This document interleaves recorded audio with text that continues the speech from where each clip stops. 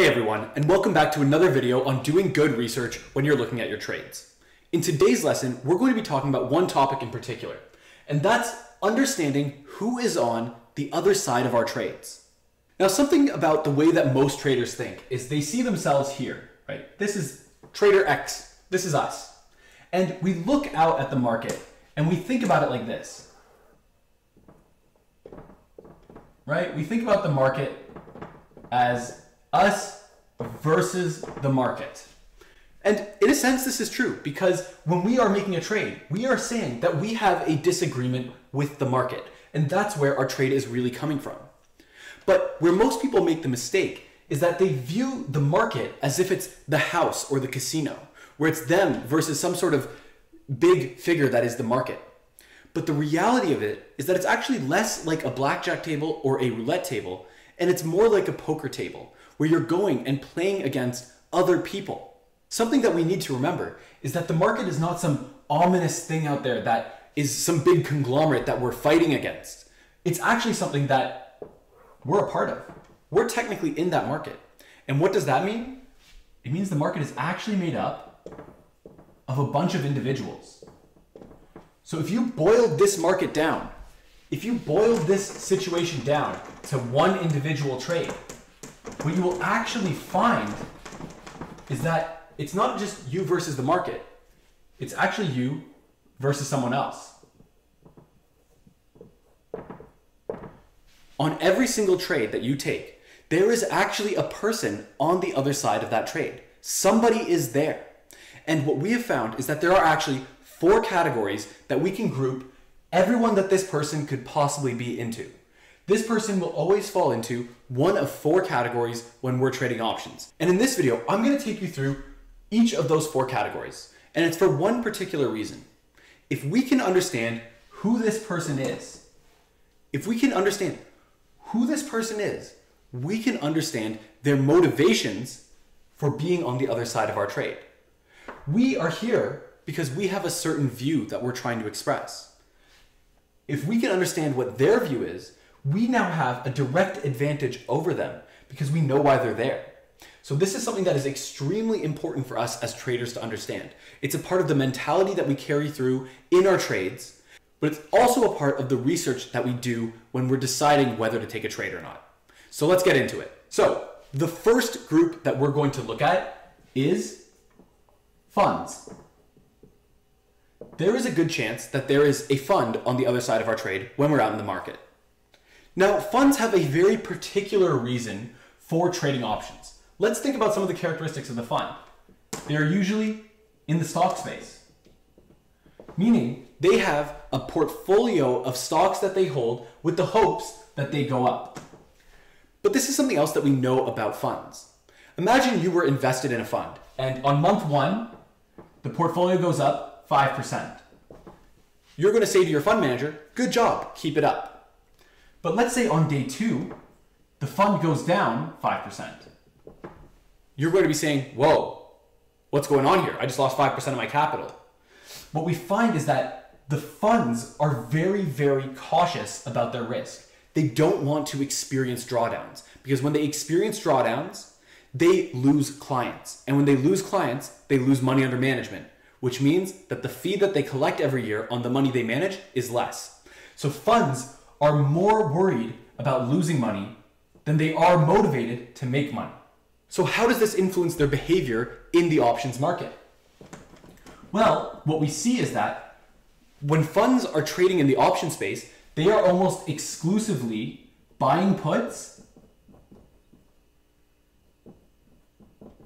or selling calls.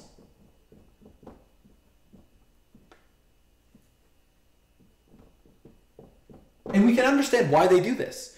They are doing this as a way to hedge. They are using the option space as a way to hedge their position. So here's an example to illustrate this for you.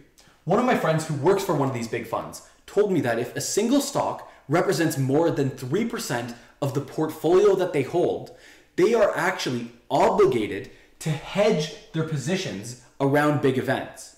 So what we can say is that we know that if a fund holds a big part of a stock going into an earnings event, you're going to see the puts getting bid up as they try to buy a lot of them, and you're going to see the calls getting driven down in price as they try to sell them to hedge their position. What this means is that since they have an obligation to do this, around these events, they're very price insensitive.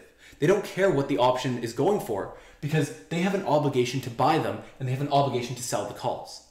So you can clearly see how if we knew that information going into the event and we could be confident knowing that a fund is on the other side, we'd be pretty inclined to sell things to them. It would be like being an insurance company, except somebody would be willing to pay whatever premium you charge them. They could be a really safe driver and they'd still pay you $10,000 a month in insurance. It's a no-brainer to sell it to them in that situation. So that is the first group that could be on the other side of our trade, funds. And as you can see, we have a pretty good understanding of what attracts them to this market. So let's look at the second group now. Now the second group we're going to talk about is retail traders. Now these are the traders that you see everywhere you look on the internet. They are all over all the stock forums, whether it's StockTwits or Stockhouse. They're in the Facebook groups. And for the most part, it's the people you meet on a day-to-day basis that are actively trading stocks and options. Now we all know that 90% of traders lose money. And in the option space, I'd even go as far as to say that 99% of them lose money, simply given the complexity of the products that we're trading. And when we're talking about these people that are losing money, for the most part, we are talking about the retail traders. They are the ones that are usually left holding the bag at the end of the day. Now, what attracts a retail trader to the option space? Well, for the most part, it is really one thing: leverage. The average trader is attracted to the options game because they have a perceived leverage that they get on some other view that they're taking. For example, if a trader thinks that Tesla is going to go to the moon or is going to go up a lot in price, why buy the stock when I could maybe buy a call option? And if the stock does go up a tremendous amount, I'm going to get rich. I get a huge leverage on my position. But this isn't really the case, and this is why they end up losing 9 times out of 10. It's because they have no price sensitivity. Remember, professional traders all have one thing in common. They are all sensitive to the price of the option. If we go out into the market, and let's say we have that Tesla example, right? Let's say we're looking at Tesla, and we're looking at the calls. Let's say some news comes out, Tesla's gone up, retail traders are like, I want to get in on this action, let me buy a call option. And they come to you and say, hey, let me buy a call option. And you go, sure, $10. They'll say, okay. Or what if you went $12? They'd say, okay. The whole point being that they're not too concerned about what this costs. They're only really concerned about the leverage. And this is where, by understanding volatility, we can have a huge advantage over these traders. And I would even go as far as to say, these are our favorite people to trade with. We love having retail traders on the other side. And actually, in our next video, I'm going to be breaking down for you exactly how you can find retail traders and know what they're looking at and what they're likely to be doing in the market. If we can be confident that a retail trader is on the other side of our position, we can have a lot of conviction on our position for 2 reasons. 1, no price sensitivity, and 2, they're often wrong on average. They buy high and they sell low. It's a part of the psychology and lack of skill that the average person has when they're coming into this game. And that's why having this course and going through this material is going to be so beneficial to you moving forward. But that's enough about the retail trader for now, because we're going to be revisiting this topic again very shortly. There are a few very powerful resources we have out there that can really help us identify when a retail trader is on the other side of our trade. But for now, let's move on to number 3, which is the sophisticated trader.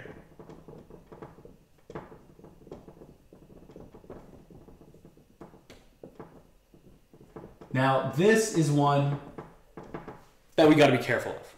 Sophisticated traders all have a few things in common.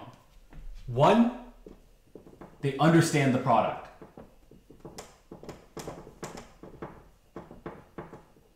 They know how an option works. All of these things that you're learning, the sophisticated traders know this stuff. They've been doing it for a long time. They know what drives the value of an option. And this actually leads us to the second thing they all have in common, which is they know how to use all that understanding to find inefficiencies. They all know how to go out into the market and find that $5 option that's going for $3 or that $5 option that's going for $7. And they know how to go into the options market and use calls and puts to structure trades to capture these inefficiencies. At this point, we actually want to get to the point where we can consider ourselves sophisticated traders. We want to be these people. And while we may want to be these people, we never want to be trading against them. If we can filter out trades where we think there is a sophisticated trader on the other side of our trade, we are going to be doing extremely well in the long run. Because oftentimes, they may have better models than us. They may have insider information. There is a lot of downside that comes with trading against these people. And we want to be careful to avoid it. You can think about it like this. Imagine that you were a professional poker player and you were out to make some money on a Friday night. Who would you want to play against? Would you want to sit down at a table with Daniel Negreanu and a bunch of other professional poker players? Probably not. Why would you want to play against extremely smart, sophisticated poker players if your goal is to make money? Who you actually want to be playing against is probably the average guy. The guy who's maybe on his stag, having a few drinks, playing some poker for some fun. Or the rich businessman who's looking to pass some time before his next flight. Somebody that you have an inherent advantage over, whether it's through your knowledge of the game or even their lack of knowledge of the game. So we want to keep this in mind as we look out into the market. Who are we trading against? Are they sophisticated or are they retail? Or are they a fund? Or maybe they're actually a part of our fourth group, which is actually a group that we are often trading with. It's someone that most people actually think of as the enemy when it comes to the market, the cause of manipulation in the markets. This group is, of course, the market makers. Now, I got a little bit of sympathy for these market makers because they actually do a very important job in the markets, but they are often viewed as being the enemy of the average trader, the ones who are causing the manipulation and out to stop us out or to take our money. But this actually isn't the case. The role of the market maker is to keep the bid-ask spread tight. They actually make the market for us. If there was no market maker, you might go look at an option that's trading at, let's say, an average of $5 and see $3 on the bid and $5 on the ask. All of a sudden, there's no market here because we can't come in and we can't, no one's going to get filled at $4, which is maybe the average fair value price given what the market implies. But if this spread is too big, how can we trade? There's no trade to be made. So the role of the market maker is to keep that tight. And what that means is, oftentimes, they are substitute for these other three groups. We want to know who we're talking to about these, but oftentimes, when we're getting filled, it'll actually be with the market maker. But there you have it. These are the four groups that we are often trading with when we go out into the market. It is always going to be one of these four on the other side of our trade.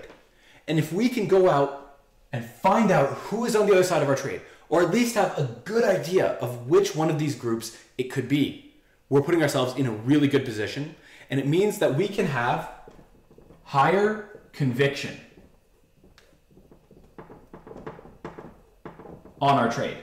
Meaning we can go into that trade with more confidence that we are going to be on the right side of the trade. Remember, trading is a zero-sum game. For every dollar that we make, somebody's losing a dollar. And if we can understand who's on the other side, why they're there, we can understand why we deserve to be the ones coming out of that profitable. So now, in our next video, we're going to be taking an in-depth look at retail traders.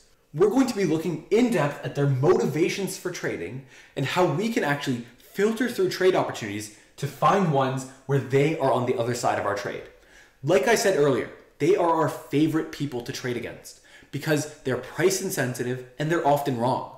Who better to trade against than the average person, especially if we want to consider ourselves sophisticated traders. I'll see you in the next video.